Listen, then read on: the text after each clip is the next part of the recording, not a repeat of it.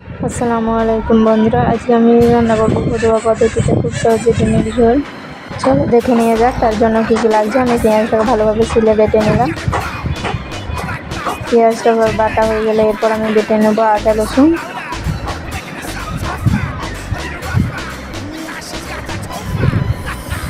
তোমরা ভিডিওটা অবশ্যই সাবস্ক্রাইব করো এবং শেয়ার করো, তাহলে পরবর্তী ভিডিও রান্নাতে আমাকে আরও বেশি উৎসাহিত করবে, আরও নতুন নতুন ভিডিও দেখতে পাবে।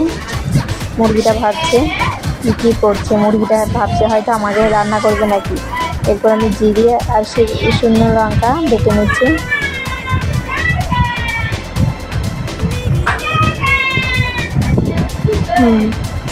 আমাদের যেহেতু এখানে লঙ্কা গুঁড়োটা ভালো নয়, তোমরা চাইলে লঙ্কার গুঁড়ো অ্যাড করবে, তবে আমার মনে হয় শুকনো লঙ্কা বেটে দিলে রান্নাটা একটু টেস্ট বেশি হয়। এরপর আমি উনুনটাকে ধরিয়ে নিচ্ছি।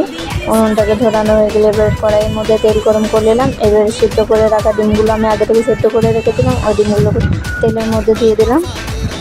এরপর একটু নুন হলুদ দিয়ে ভালোভাবে ডিমটাকে ভেজে নিলাম। ভেজে নেওয়া হয়ে গেলে একটা বাটির মধ্যে সেটাকে আলাদা করে তুলে রেখে দিলাম।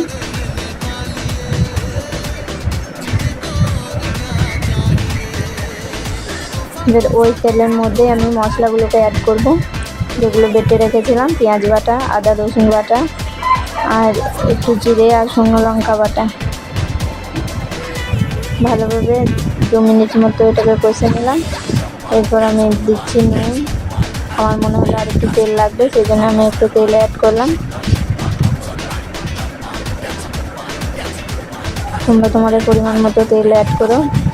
এরপর আমি হলুদ, নুন আর একটু লঙ্কা গুঁড়ো অ্যাড করলাম। এরপর ভালোভাবে মশলাটা কষে নিলাম। তোমরা যেরকম ঝাল খাবে সেরকম লঙ্কা গুঁড়ো দিও। এরপর আমি একটু পানি যোগ করলাম। পানিটা ভালোভাবে ফুটে গেলে ভেজে রাখা ডিমগুলো দিয়ে দেবো।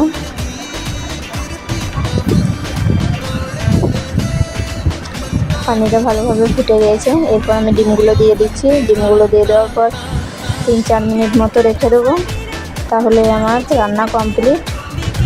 আল্লাহ হাফিজ।